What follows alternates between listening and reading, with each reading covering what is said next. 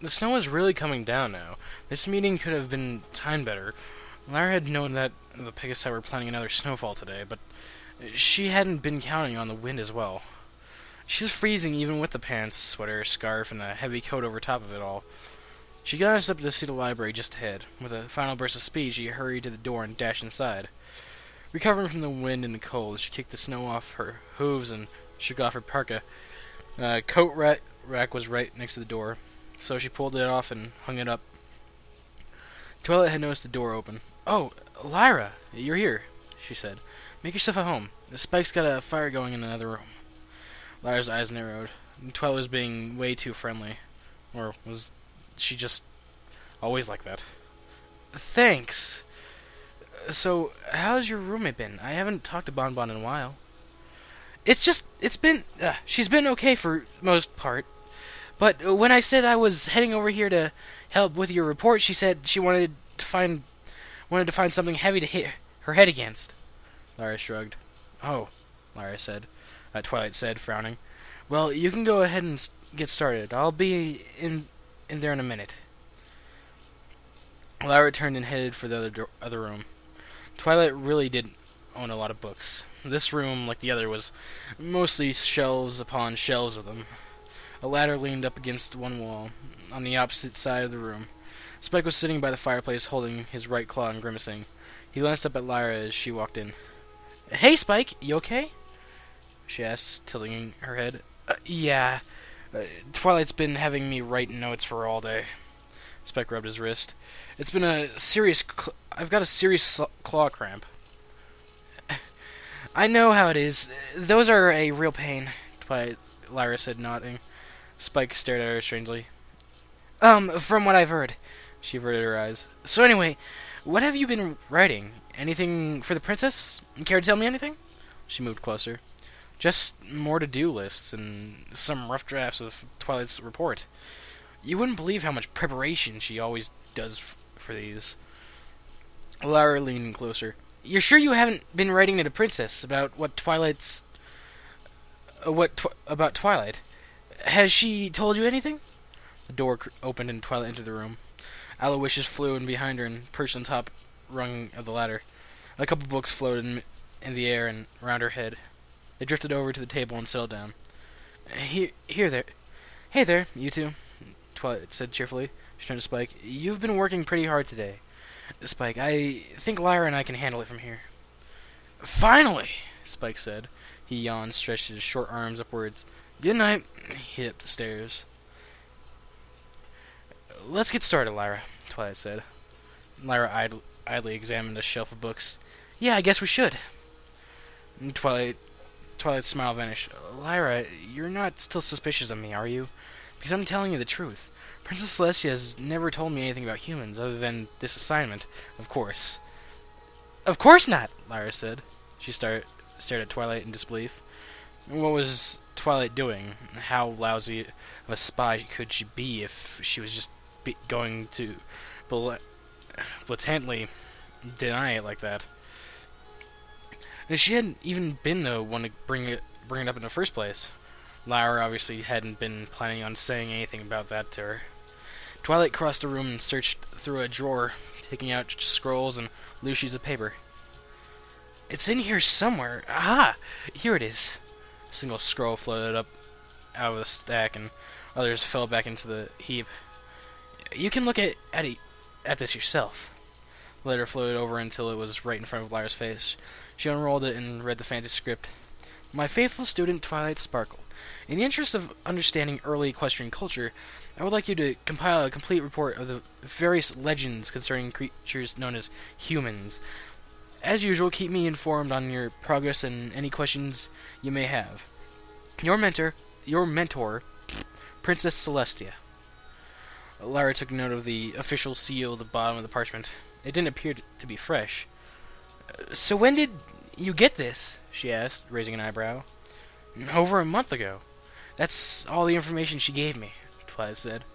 "It's taken me a long time to get started. There's just nothing about humans anywhere." "She calls them legends," Lyra said, reading over the letter for what must be the third or fourth time. Of course, there's nothing else they could be, Twilight insisted. I'll admit that the entire world humans were said to live in is extremely detailed. I'm especially fascinated in how they are so many different kingdoms and rulers in these stories. Not only that, but the same historical events keep getting mentioned. It's very consistent. Because they're not legends. Because through generations of storytelling, imaginary places like France got to be universally accepted. I didn't even realize that when Rowdy talks about French couture, it's actually an allusion to ancient pony mythology. She's probably not aware of that herself. You honestly think it's made up? Lara said. The letter drifted over to the table and settled down there. Or did Princess Celestia tell you to say that? Of course she did, Twilight said. Well, no, it's not what she told me to say. It's just what it is. That's all the background I got from her. Lyra, you've been reading these longer than I have. All we know about humans comes from these books. There's no scientific or archaeological basis to prove there's any truth to these stories. Lyra moved even closer. What about their tools? We still have those? And clothing? You even admitted that Rarity's styles are based off of human designs. Twilight shook her head. They're made-up creatures who are always shown using the same objects ponies do, because ponies created them and those objects. These stories might even be part of some kind of creation myth. Historically, lots of mythical creatures have some kind of relevance to the society that imagined them, she said. She thought for a moment, then added, That's the only reason I can imagine that Princess Celestia would want to know about them. Cultural relevance. Lyra gapped at her, but she couldn't think of any response. She was not about to admit to Princess Celestia's own student that she had heard it from Luna herself that humans were real.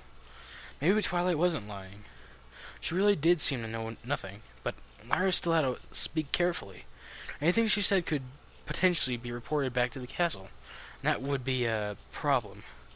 Fine, Lyra said finally. Let's just let me see what you've been able to find. She walked over to the desk and checked out the books that Twilight had set there. Pre-Equestrian Mysteries, The Human Hypothesis, and The Age of Man. The titles were faded and nearly unreadable, and the books seemed to be falling apart, but these were all new sources. Books that weren't in Lyra's own collection from Canterlot. Lyra had never considered what other cities' libraries might have. It's probably best if we just dive right in, Twilight said. I got these ones from the Manhattan Library. It took them weeks to respond to my letter. They said they had to check their oldest section before they found anything. Remembering her own trip to the Carroll Archives all those years ago, Lyra nodded. That usually seems to be the case. I've checked Pre-Equestrian Mysteries and all. It were a few paragraphs mentioning humans. I don't think it's anything other than what you already know. By the way, you said you checked to see what books you had. Did you bring them? Twilight asked. Lyra slowly took the salad bag off her back. It took me a while to find these. There was only one left, so I brought what I had. Designs for Dexterity was the smallest of her books, but barely 100 pages. The other books, the ones that went into more detail, were all at home, hidden. She had to withhold so much information as she could from Twilight, just like she'd always done with her parents, really. All this particular book mentioned were human inventions. The introduction even stated that these were meant to be theories, but the pony who had written the book most likely believed in them. With this evidence, how could anyone not? Well, alrighty then, Twilight said. You're sure this is all you had? I thought you said you had more. Nope, my parents wanted me to get rid of them. Lyra shrugged. When I was here a few months ago, that was nothing. Just curiosity. I haven't been studying humans for years. That was the story Lara would stick to, the same one she'd told her parents, and her interest in humans had been a childhood phase, and she'd grown out of it. Of course, Twilight knew that she'd been researching the structure of hands just a few months ago, but there was no way she'd hear about the results. Twilight frowned. She opened her mouth, then shook her head and decided not to say anything. Glancing over the books spread out on the table, she chose The Age of Man and opened it up. This one was actually from Trottingham. It's the one they could find. It's the only one they could find. I guess man is short for human, Twilight said. Have you heard of this? Have you heard of that before? That's basic knowledge, Twilight. So, what's that one about? Lara came over to see. It's what I was talking about earlier. The different nations of humans and how they interact with one another. Political structures, languages. I can't believe they took the time to create entire languages for fictional cultures. What's it going to take to convince you that humans aren't fictional? Lara, you can't just believe everything you read. You have to use your judgment. Maybe you should be using yours, Lara said. She's beginning to feel irate. All this skepticism really got on her nerves. What about that play you were in? I found a lot of things wrong with it. Are you sure that's really how Equestria was founded? Twilight stared at her, and then strangely laughed. Of course it happened. That story's been part of equestrian culture for thousands of years. Sure, maybe some of the details aren't historically accurate, but it's a dramatization, and... Wendigos! Lara said. Huh? What about them? Twilight asked. What happened to those? Supposedly they're spirits or something that create blizzards as a result of disharmony. But what happened to them? That's certainly never happened as long as I've been around, Lara said. You believe in humans, but you don't believe in that? Twilight said. You can ask any foal in Equestria. Everybody knows about Wendigos. Nobody ever heard of humans. That's not the point! They disappeared because our society has learned to value harmony, and... Do you know that? Do you know that? Lara's eyes narrowed. Well, it's just what the play implies. Exactly! Lara paced across the library. Just another plot hole! Twilight was starting to raise her voice. I said it was a dramatization! Dramatization. Then where's the proof that any of it's true? Lara said, her eyes locked with Twilight's. Outside, a blizzard raged and the wind howled past the window. It was only then that Lara realized all of what she'd just said. She wanted to smack herself. How could she have been so stupid? Well, that's just a theory of mine. She tried to laugh it off. I haven't really given it any serious consideration at all. Twilight didn't look convinced. Let's just get started on this, she said. She picked up the book Lara had brought in, and Lara started with the first chapter of The Age of Man. It was like being a filly again. All these new books about humans, new things that Lara had never seen before. The political systems of humans were described in more detail here than she'd seen before. Most of them were monarchies, similar to what Equestria had, but human kings and queens didn't have any magical powers. They were so much closer to the common people that way, and they wouldn't live forever. The power would pass through each generation of sons or daughters, so it was a constant shift. Then there it was. The lyre was an ancient Greek instrument, played, of course, by humans. There was a picture of a human seated and plucking the strings of a lyre, just like the one she herself used. It looked much like the drawing Lyra had done, based on what she'd seen in her dream. She read the caption about how the music would usually accompany a recitation of an epic story. Where were those? Surely written copies must exist. Obviously, lyres had more significance to human culture than Lyra had previously realized. Now she needed to find out what those stories were that went with them. She loved the stories about humans, legends, sure, but the one only proved they themselves were real. There was no reason for a legendary creature to have its own mythology. I've got it! Twilight suddenly exclaimed. Lara looked up from the book. What do you mean? Lara said. I get what the significance of humans is. They're all the same, Twilight said. Of course. I should have seen this earlier. What do you mean by all the same? Lyra asked. Ponies are all different. Humans can't fly, and the books never mention them doing magic. The whole point is that they all have the same abilities, Twilight said. That's what I was saying when I said they had significance to ancient cultures. But having this imaginary civilization that's all the same, ponies would learn to appreciate and understand how different they were. Whew! Aloysius hooted. Lyra sighed. Twilight, you haven't found anything about Greek mythology, have you? Or any songs? Putting a hoof to her chin, Twilight said, I think everything about the Greeks was... I think everything about the Greeks, was it? It was all in that book.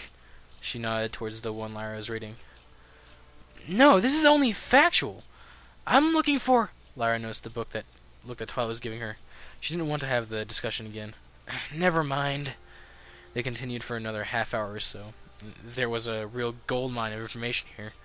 Lyra tried to think of if there were any other cities in Equestria that were known for having good libraries. It was always possible that she could find out more about the lyre there. The idea that she'd been using a human instrument gave her such a connection to them. And she loved that. Not to mention, she'd even learned how to play the lyre in the human style, with hands. Magic could never compare the physical feeling of the strings against her fingers. She skimmed over the pages about Greece a few more times. It was frustrating. None of this was information that she could really use. Twilight was completely absorbed in the book Lyra had brought. This was her chance. She stepped over to the wall of bookshelves, scanned for titles. If the answers about humans weren't in these books, maybe the clues were somewhere else, hidden in plain sight, right in a pony's own history. Here was one. Pegasus, from the past to the present. Lyra pulled it from the shelf and flipped it open. She started at the front, where the earliest Pegasus leaders were described. Her eyes rapidly scanned the pages for anything about a Commander Hurricane or Private Pansy. Nothing in the first chapter. Turning to the index, she scanned for the names. Nothing. Pretty odd, wasn't it? You'd think that the Pegasus who originally founded Equestria would at least get a mention. Lyra, did you find something else? I didn't think I had any other books about humans, Twilight said. Lyra dropped the book in shock and found Twilight standing right next to her. Oh, no, it's... Twilight had picked the book up off the floor to look at the cover. You were reading about Pegasus. It's for another project. I had no idea you had such diverse interests, Lyra. You could be an excellent historian if you wanted, Twilight said. If you ever need to borrow one of these, you're welcome to. She passed the book over to Lyra. The magic aura around it changed from purple to green, and Lyra stashed it away in her saddlebag. She didn't have any actual intention of reading further. She'd found what she needed, or more accurately, hadn't found it. I'll do that, thanks. Twilight picked up the book she'd been reading earlier, but stopped. Lyra, I know that you think humans must have been real, but... Twilight hesitated. There's really nothing to suggest that they ever existed. The theory would be more plausible if you had solid evidence, but... What about Nightmare Moon? Lyra said. The idea had suddenly popped in her head. Twilight drew back. Huh? No, you're changing the subject. I'm not changing the subject. You talked about Nightmare Moon when you came to Ponyville, and none of us believed you then. How is it that any different? It's completely different. There were references to her in all sorts of stories. We had a celebration dedicated to her and an exact date that she was set to return. And then she did. All you've got that mentions humans are stories, Lyra said. Princess Celestia probably told you that Nightmare Moon was a story, too, didn't she? Snow was piling up in the window panes. The candlelight flickered in the dim room. Face it, Twilight, we're not all that different. Someday I'll find the truth. Returning to her reading, Twilight didn't say any more to the subject. Lyra just couldn't understand how anybody who'd read the books could still be so skeptical. It was even worse than her parents. They didn't believe in humans, but they wouldn't even touch the books. Dewey Decimal had found his daughter in her room, and it was dark out, almost midnight, but she was still poring over one of those books by candlelight. The past few days, this was all she had wanted to do. Even a history report that she'd nearly failed hadn't done much to discourage her. If anything, it had just made things worse. Heartstrings. I've been talking to your mother, and we agreed that you really shouldn't be reading all of those books, he said. Her head perked up, and she turned around. What? My teacher said was wrong. I just know it. He had just known this wouldn't be easy. Please, you've been spending every waking moment on this, and it's just not good for you. Your mother's been very upset. Why? What did Mom have against me? Against humans? Nothing. Absolutely nothing. We're just worried that you're neglecting your other schoolwork, he said. He paused, then asked, Have you been working on your magic? Lara's horn glowed as she closed the book and set it over on the corner of the table with the others. I can do magic just fine now. It's easy. Her father smiled. If there had been an illustration in one of the books of a human using a quill with their hands, she wished she could do that. How would it feel to actually grip the quill in your as you moved it across the page? Of course, it was probably best to keep that little wish to herself. I know you've been an excellent unicorn. You'll be an excellent unicorn someday. All we want is for you to reach that potential, he said, looking over to the corner of the room where her lyre was sitting on a stand. He turned back to her, his expression more serious. But by tomorrow we want these books out of the house. Lyra's mouth dropped open. That's not fair! Dewey sighed. I'm sorry, he said. Now it's getting late. You should probably go to bed. There's still school tomorrow. He left and Lyra glumly turned back to her books. There's no way she'd get rid of these. Of course she wouldn't. She lifted them up off the table and set them down next to the bed. Then lifted up the mattress. At a time, she slid them in between the mattress and the bed frame. Hopefully her parents wouldn't find them there. If necessary, she'd come up with another hiding place and move them. Whatever it took, she wasn't giving up on humans. Sure, all she had were books, but lately she'd started having dreams, too. It was best to stay rational. If she was constantly reading about humans and thinking about humans during the day, it only made sense that she'd dream about them during the night. But it all seemed so real. The parts she remembered, at least. She climbed into bed and pulled the covers over herself.